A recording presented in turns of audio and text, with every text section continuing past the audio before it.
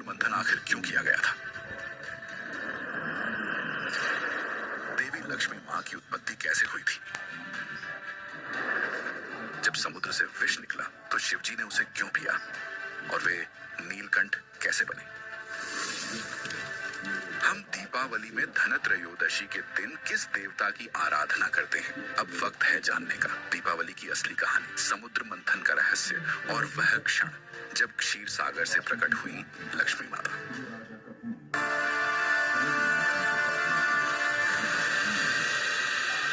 सत्य युग का समय था। एक दिन आर्ष दुर्वासा, जो अपने गहन ध्यान, तपस्या और अद्भुत तेज के लिए प्रसिद्ध थे, वैकुंठ लोक पहुंचे भगवान विष्णु के दर्शन करने। भगवान विष्णु ने प्रसन्न होकर उन्हें एक दिव्य पुष्पमाला भेंट की और वह माला लेकर स्वर्ग लोक की ओर चले गए। वहां उन्होंने इंद्रदेव को देखा, राजसी वैभव और अभिमान में डूबे हुए।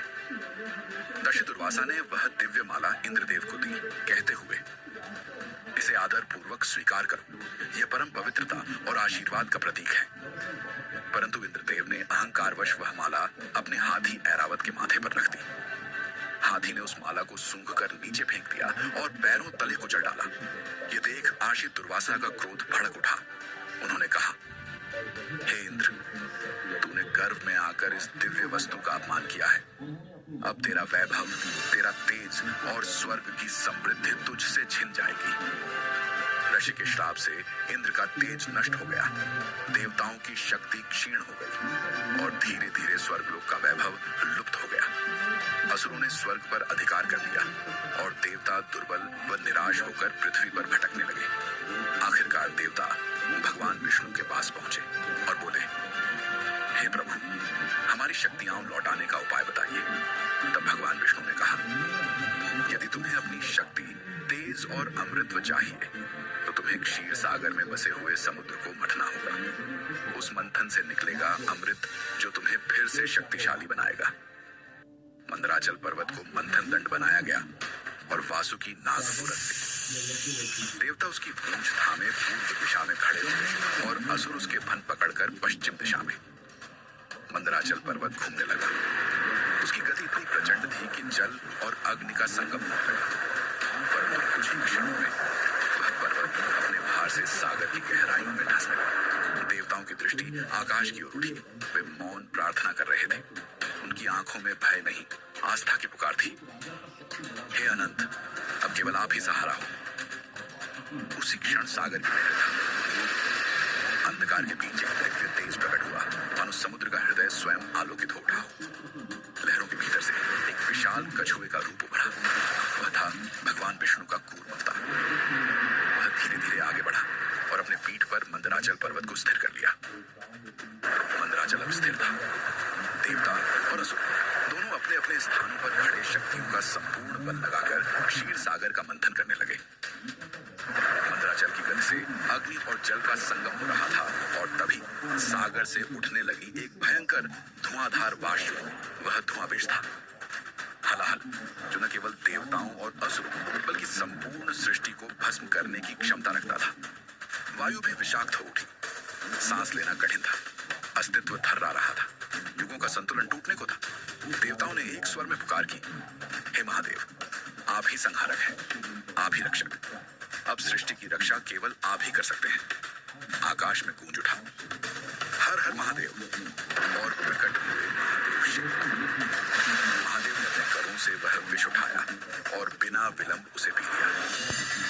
वह विष उनके कंठ में ठहर गया। न उन्होंने उसे निगला न उगला। कंठ नील वर्ण हो उठा।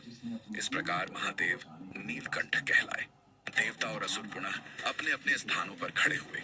वासुकी नाग की फुफकारें गूंजने लगी और मंदराचल पर्वत फिर गति करने लगा। धीरे धीरे सागर के गर्भ से दिव्य रत्नों का जन्म होने लगा। कामधेनु, उच्चैःश्रवा, ऐरावत, कौस्तुभ मणि, कल्प वृक्ष, अप्सराएं, हर एक सृष्टि के किसी तत्व का प्रतीक था। देवता प्रसन्न थे, परंतु सागर का रहस्य अभी अधूरा था। तभी सागर की लहरें सुनहरी हो उठी। आकाश में वीणा की मधुर ध्वनि गूंजने लगी और क्षीर सागर के हृदय में एक दिव्य कमल खिला। उस कमल की पंखुड़ियों से आलोक फैलने लगा और उस पर खड़ी थी महालक्ष्मी। उनकी प्रभा से दिशाएं आलोकित हो गईं और उनका रूप इतना सौम्य था कि स्वयं देवता भी निःशब्द रह गए। चार भुजाएं, दो में कमल, एक में वरमुद्रा और एक में अभय का आशीर्वाद। उनकी मुस्कान में करुणा थी, दृष्टि में दया और स्वर में मौन का संगीत। जब देवी का तेज स्थिर हुआ तो समस्त लोगों में एक प्रश्न गूंजा, यह शक्ति किसके साथ जाएगी? हर देवता, हर असुर उनके वरण की इच्छा में था। इंद्र ने अपना स्वर्ग दिखाया, कुबेर ने अपने खजाने, वरुण ने अपने जल का साम्राज्य प्रस्तुत किया, पर देवी मौन रही। उन्होंने सभी की ओर देखा, कहीं अहंकार, कहीं अस्थिरता, कहीं भोग की लालसा दिखाई दी। तभी उनकी दृष्टि विष्णु पर पड़ी। विष्णु शांत थे, उनकी आंखों में करुणा, मुख पर स्थिरता और हृदय में धर्म का संतुलन था। लक्ष्मी मुस्कुराई, उन्हें समझ आ गया कि उनका स्थान कहाँ है। उन्होंने धीरे से वह कमल माला उठाई और भगवान विष्णु के गले में डाल दी। सागर में एक प्रकाश लहर उठी, स्वर्ग में शंखनाद हुआ और पृथ्वी पर पुष्प वृष्टि होने लगी। वह क्षण केवल एक वरण नहीं था, वह था धर्म और समृद्धि का संगम, प्रकृति और पुरुष का मिलन। देवताओं ने नतमस्तक होकर प्रणाम किया, क्योंकि उन्होंने जान लिया अब सृष्टि में स्थिरता लौट आई है। लक्ष्मी ने विष्णु को इसलिए चुना क्योंकि वे संयम और संतुलन के प्रतीक थे। यह मिलन केवल दैवी विवाह नहीं था, यह सृष्टि का सिद्धांत था कि धन और शक्ति तभी पवित्र हैं जब वे धर्म के अधीन हो।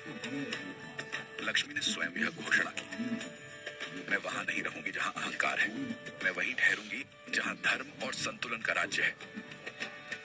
उस क्षण आकाश से पुष्प वर्षा हुई, गंधर्वों ने गान किया और ब्रह्मा ने घोषणा की, अब सृष्टि में समृद्धि और शांति का पुनर्जन्म हुआ है। स्वर्ग पुनः उज्जवल हो उठा। उसी दिव्य क्षण की स्मृति में आज भी दीपावली की रात हम लक्ष्मी माता की पूजा करते हैं, प्रकाश से अंधकार को मिटाने और अपने जीवन में समृद्धि, संतुलन और शांति का स्वागत करने के लिए।